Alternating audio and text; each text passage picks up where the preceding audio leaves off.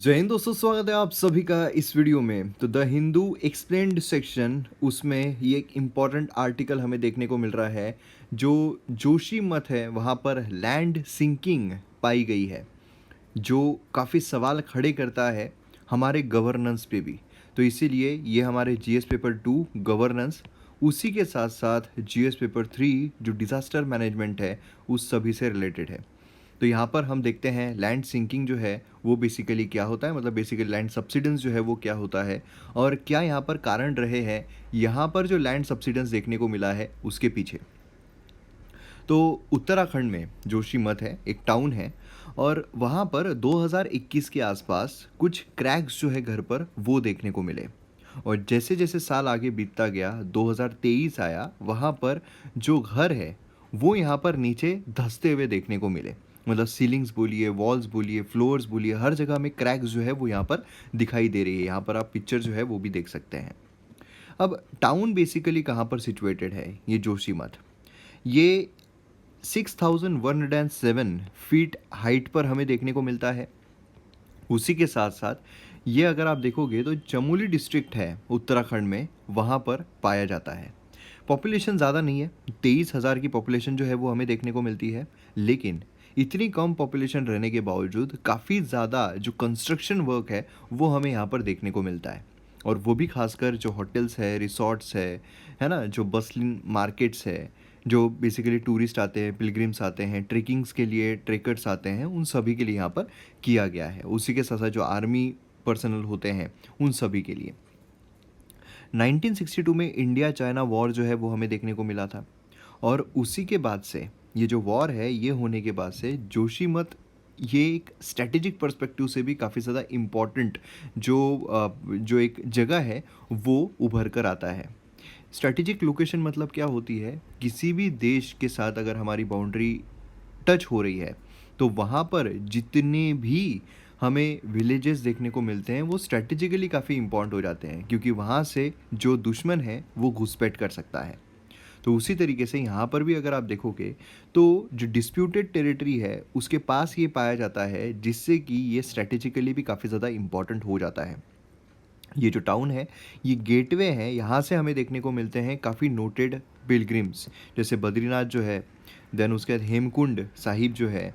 उसी के साथ साथ यहाँ पर आप देखोगे तो जो स्कीइंग साइट है औली में, जो वैली ऑफ फ्लावर है यूनेस्को वर्ल्ड हेरिटेज साइट, तो ये सभी वहाँ पर उसका गेटवे जो है इसे बनाया गया है। आज अगर आप देखोगे तो जोशीमठ जो है वो हेवीली बिल्ड स्ट्रक्चर जो है उसकी वजह से जो भी सफ़रिंग है वो उसको करनी पड़ रही है, काफ़ी वल्नरेबल है। अब वल्नरेबिलिटी की अगर हम बात करें तो क्या होता है कि लैक ऑफ गवर्नेंस, उसकी वजह से जो अनप्लान्ड चीज़ें हो जाती है, जो अनप्लान्ड कंस्ट्रक्शन होता है, अनप्लान्ड कंस्ट्रक्शन में जो ड्रेनेज पैटर्न है वो हमें देखने को मिलता है, जो फ्लडिंग है वो सारी चीज़ें हमें देखने को मिलती है। अब ये और ज़्यादा बढ़ जाती है क्योंकि ये जो जोशीमठ है ये हमें काफ़ी वल्नरेबल जोन में भी देखने को मिलता है। मतलब अगर आप देखोगे तो जो जोशीमठ है ये बेसिकली डिपॉजिट जो होते हैं ओल्ड लैंडस्लाइड के, उसके ऊपर बिल्ड किया गया है। ओल्ड लैंडस्लाइड मतलब आप समझते हो कि लैंडस्लाइड पहली हुई है, ऐसे पहाड़ है, पहाड़ से लैंडस्लाइड हुई है, और ये जो लैंडस्लाइड से बना हुआ है इसी के ऊपर जो ये है बना, मतलब ये ऑलरेडी लैंडस्लाइड हुई। मतलब क्या है कि ये जो मिट्टी नीचे आई है, पत्थर नीचे आए हैं, ये काफ़ी ज़्यादा सॉफ्ट है, सॉफ्ट बोलने के बजाय लूज़ है, तो ये कभी भी नीचे जो है वो खिसक सकते हैं, और ये इसको काफ़ी ज़्यादा वल्नरेबल बना देता है। मतलब ये बेसिकली आप देखोगे तो स्लोप जो है वो डिस्टेबलाइज्ड हो जाता है ना, थोड़ा सा भी अगर ट्रिगर हुआ तो सीधे ही नीचे धंसना शुरू हो जाएंगे। उसी के साथ साथ ये जो टाउन है ये जोन 5 में आता है, मतलब सिस्मिक इसके पर्सपेक्टिव से देखें तो हाई रिस्क यहाँ पर है जो अर्थक्वेक है उसके लिए, है ना। ये आप देखोगे तो ट्रस्ट जो है मेन सेंट्रल ट्रस्ट एंड जो वैक्रिता ट्रस्ट है उसमें आता है, जिससे कि थोड़ी सी मूवमेंट अगर हो जाए तो वहाँ पर हाई सिस्मिक इसके साथ जो अर्थक्वेक है वो ट्रिगर हो सकता है। तो ये काफ़ी वल्नरेबल जो है हमें देखने को मिलता है। प्लस उसी के साथ साथ अगर हम वेदर पर्सपेक्टिव से देखते हैं तो वहाँ पर भी काफ़ी ज़्यादा प्रोन है। क्लाइमेटोलॉजिकली अगर आप देखोगे तो ये उस रीजन में आता है जहाँ पर हाई रेनफॉल जो है वो देखा जाता है, और उसकी वजह से क्या है कि यहाँ पर ज़्यादा पानी आने की वजह से लैंडस्लाइड की समस्या जो है और ज़्यादा यहाँ पर बढ़ जाती है। तो ये सारे प्रॉब्लम्स जो है हमें यहाँ पर देखने को मिलते हैं। अब आपके मन में सवाल आ रहा होगा कि लैंड सब्सिडेंस जो है वो क्या होता है? देखिए, यहाँ पर अगर हम national oceanic atmospheric administration NOAA इसके हिसाब से अगर देखें, तो जो ग्राउंड है उसका सिंकिंग जो होता है, मतलब ग्राउंड अगर नीचे खिसक जाए, धँस जाए, तो उसको हम बोलते हैं लैंड सब्सिडेंस। ठीक है? तो ये चीज़ आप यहाँ पर ध्यान में रखिएगा। अब लैंड सब्सिडेंस मैन मेड जो है, नेचुरल है, दोनों तरीके से हो सकता है ना? वो सॉइल जो है उस पर डिपेंड करता है। कभी-कभार माइनिंग एक्टिविटी जो है वो सब्सिडेंस करा देती है, कभी-कभी अर्थक्वेक जो है वो सब्सिडेंस करा देता है। तो नेचुरल भी हो सकता है, मैन मेड भी हो सकता है। अब यहाँ पर अगर हम जोशीमठ की बात करते हैं, तो यहाँ पर काफ़ी बाहर जो कमिटीज़ है उन्होंने बताया हुआ है कि भाई यहाँ पर जोशीमठ जो है ये सैंड एंड स्टोन का डिपॉज़िट यहाँ पर देखने को मिलता है। ठीक है? और इसी वजह से ये जो टाउनशिप है उसके लिए सूटेबल ही नहीं है। तो इसीलिए इसको आप ज़्यादा कंस्ट्रक्शन मत करो।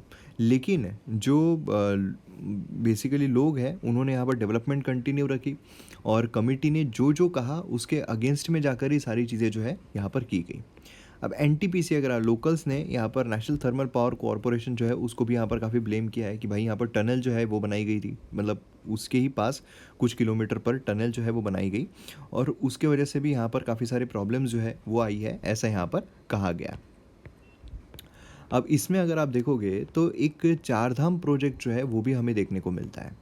चार धाम प्रोजेक्ट बेसिकली 6 किलोमीटर यहाँ पर बाईपास है जो बिल्ड किया गया है BRO के द्वारा। ये भी स्क्रूटिनी के अंडर में है कि स्लोप जो है उसको ये वीकन कर रहा है।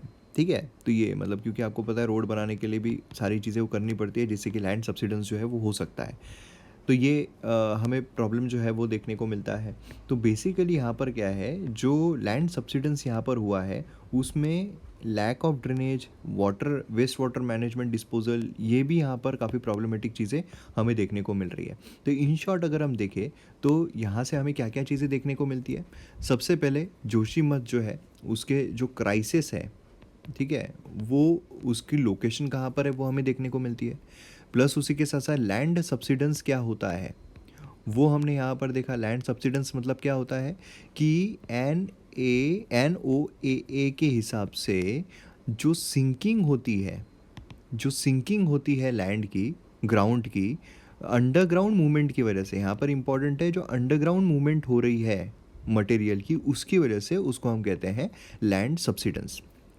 अब यहाँ पर जो समस्याएं चल रही है, जो भी यहाँ पर जोशीमठ में समस्याएं चल रही है वो यहाँ पर हुई क्यों है, उसके पीछे के रीजंस क्या क्या है।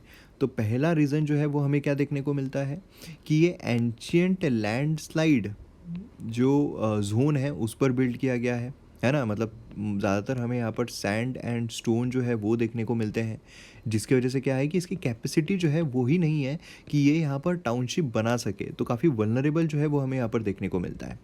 वही दूसरी चीज़ अगर हम देखते हैं तो प्रॉपर ड्रेनेज पैटर्न जो है वो यहाँ पर नहीं किया गया है ना? वेस्ट वाटर मैनेजमेंट सही तरीके से नहीं किया गया है।